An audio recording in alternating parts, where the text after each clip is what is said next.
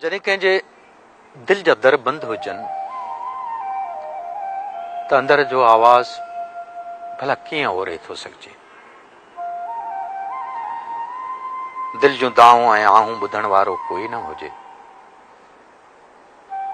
त पोइ हिजर ऐं फिराक जे रातिनि खे कारो वेस ढकियल हूंदो आहे ऐं हेखलड़ी दिल हंजूं हारींदे इहो पुकारींदी आहे त हिन दर्द भरी दिल जो को दांह ॿुधण वारो आहे।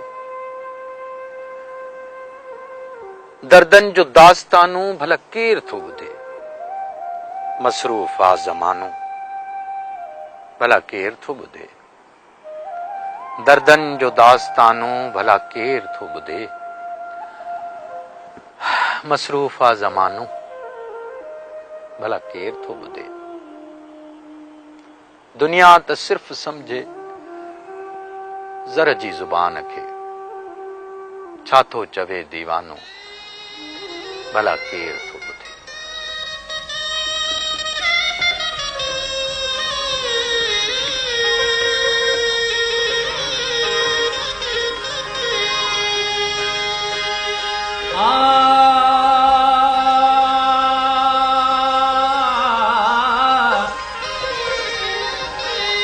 मिटियूं माइटियूं आज़माए ॾिठियूंसीं,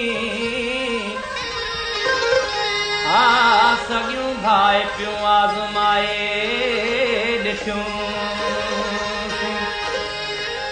मुसीबत में को यार हमदर्द कोन्हे, पकियूं दोस्तियूं आज़माए ॾिठियूं। दर्द भरी दिल जी को दांह ॿुधण वारो, दर्द भरी दिल जी को दांह ॿुधण वारो, को हाल पुछण वारो, को प्यार ॾियण वारो।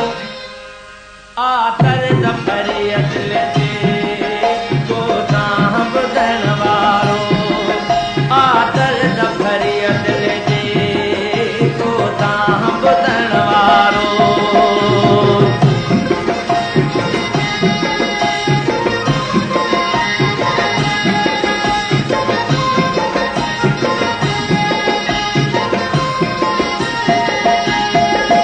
मूंखां प्यार छिनो आहे, मूंसां ॾाढ पियो आहे,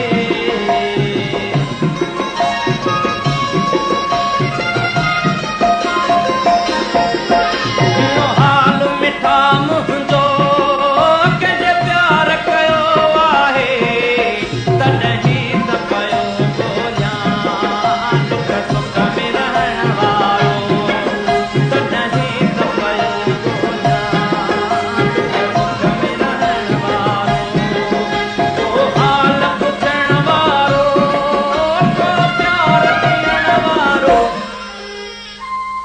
दर्द भरी दिल जी को दांह ॿुधण वारो, दर्द भरी दिल जी को दांह ॿुधण वारो।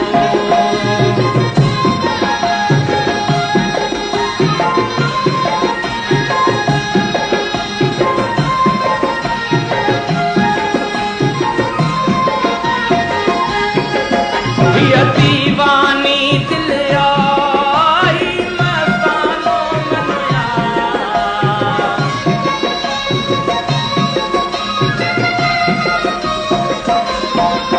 हिन सुॾकनि जे साम्हूं कयो लोक जे मेहणनिया, ओ हिते रोज़ रोआं थो मां, ओ हिते रोज़ रोआं थो मां, तुंहिंजे यादि रखण वारो, ओ हिते रोज़ रोआं थो